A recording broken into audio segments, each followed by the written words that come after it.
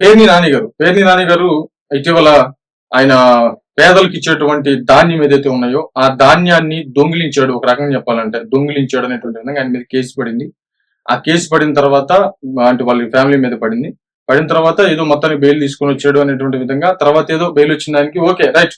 అంటే ఒక రకంగా చెప్పాలంటే పేర్ని నాని గారు ప్రెస్ మీట్ ముందుకు వచ్చి ఏదో ఆయనకి ఇష్టం వచ్చినట్టు ఆయన భాషలో ఆయన మాట్లాడి అదంతా జనానికి అర్థమైపోయింది అనుకుని వెళ్ళిపోయేటువంటి వ్యక్తి పేర్ని నాని గారు అనేది నా బలమైన నమ్మకం. ఆయన వర్షం ఆయన మాట్లాడతాడు, జనానికి విపరీతంగా అర్థమైపోయింది అనుకుని వెళ్ళిపోతాడు అంతే, ఇంక దాంట్లో ఇంకేం సెక్షన్ లేదు. కానీ అక్కడ ఏం అర్థం అవుతుంది, అందుకే వైసీపీ పట్టి ఓడిపోయింది. కాబట్టి ఆయన ఒక పేదలకు దక్కాల్సినటువంటి బియ్యాన్ని కూడా వ్యాపారం చేయడానికి అంటే ఒక రకంగా దొంగ బియ్యం లాగా చేసి దొంగతనం చేసేటువంటి విధంగా ఆయన మీద కేసులు ఉన్నాయి.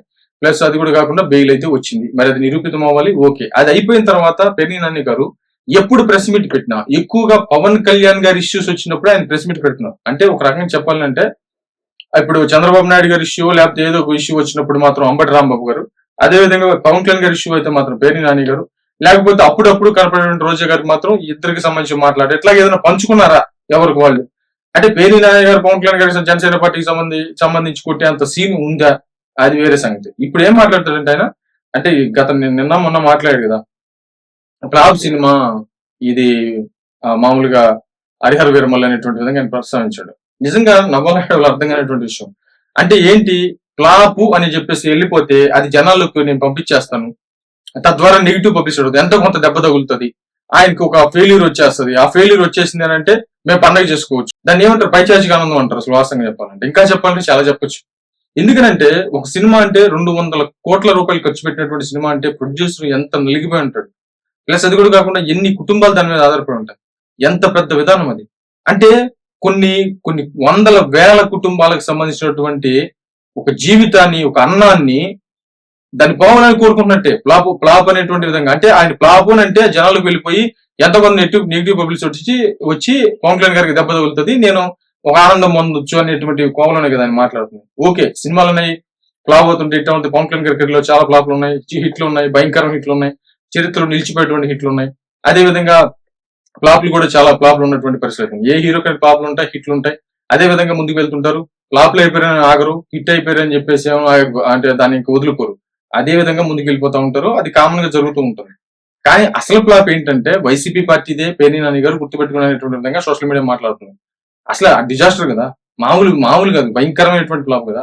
సినిమాలు అంటారా, నచ్చితే జనం చూస్తారు, నచ్చకపోతే లేదు. ఒకవేళ ఫ్యాన్స్ వరకు 2-3 రోజులు హడావిడి ఉంటుంది, బాగలేకపోతే వదిలేస్తారు, బాగుంటే మాత్రం దంచుకుంటూ వెళ్ళిపోతుంది, భయంకరంగా హిట్ అయిపోతుంది. అది సినిమా మీద డిపెండ్ అయి ఉంటుంది, అది వేరే సంగతి. కానీ ఇక్కడ వైసీపీ పార్టీకి సంబంధించిన 30 ఏళ్ళు మేము అధికారంలో ఉంటాం, చేస్తాం, అధికారం 30 ఏళ్ళు మాదే అని చెప్పేసి ముందుకు వెళ్ళి 11 సీట్లు వచ్చినాయి కదా, అది డిజాస్టర్, అది ఫ్లాప్ అంటే అనేటువంటి విధంగా చాలా మంది సోషల్ మీడియాలో ఆయన గుర్తు చేసినటువంటి పరిస్థితులు ఉన్నాయి. కాబట్టి ఒకరి నాశనాన్ని కోరుకోవటం అంటే రాజకీయంలో సవాళ్లు, ప్రతి సవాళ్లు ఖచ్చితంగా ఉంటాయి. కానీ సినిమా అంటే అది కాదు. సినిమా అంటే చాలా జీవితాలు దాని మీద ఆధారపడి ఉంటాయి.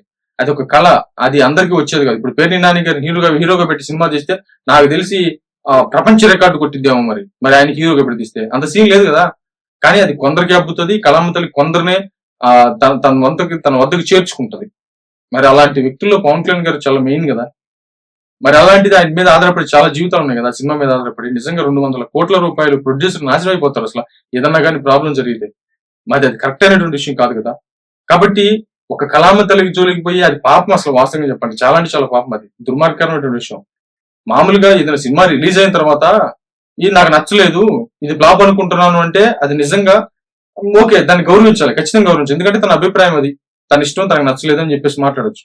సినిమా రిలీజ్ అవ్వక ముందే అది ఫ్లాప్ సినిమా అంటే నువ్వు చూసావా, పెట్టావా, చూడకుండా నువ్వు అంటున్నావు అంటే నువ్వు పవన్ కళ్యాణ్ గారి మీద అంటే మామూలుగా హరిహర వీరమల మీద ఎంత కక్ష ఉన్నట్టు, ఎంత క్రోధం ఉన్నట్టు. అంటే ఒక రకంగా చెప్పంటే ఏం ఆనందం అది, ఎలాంటి ఆనందం అది. అసలు ఇది భయంకరమైనటువంటి విషయం కదా, దారుణమైనటువంటి విషయం కదా. నువ్వు సినిమా రిలీజ్ అయిన తర్వాత థియేటర్ పో, కూర్చొని చూడు. సినిమా నచ్చకపోతే నాకు నచ్చలేదు, ఫ్లాప్ అను, అయితే ఆ తర్వాత సంగతి తర్వాత అది కరెక్ట్ అవుతుంది. సినిమా చూడకుండా నువ్వు ఫ్లాప్ అని ప్రచారం చేస్తున్నావు అంటే ఎంత దుర్మార్గకరమైనటువంటి విషయం ఇది, ఎంత నీచమైనటువంటి విషయం ఇది. ఒకసారి ఆత్మప్రశ్న చేసుకుంటే బెటర్, లేకపోతే ఒకటి ఇష్టం.